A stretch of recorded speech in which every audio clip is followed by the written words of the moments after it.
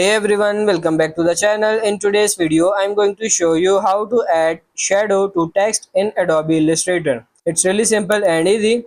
First of all, grab the type tool, click once on the artboard. Now edit your text, increase the size, write any text whatever you want, and then increase the size. Then place it. You can change the font style using the character panel.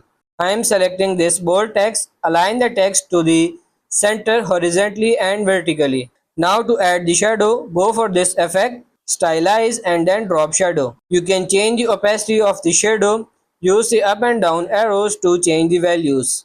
Use X offset to change the shadow position horizontally, but to change the position vertically, use the Y offset. You can also change the blur value to make shadow some kind of blur. You can also change the color, whatever color you want, and now you can see your shadow in that color.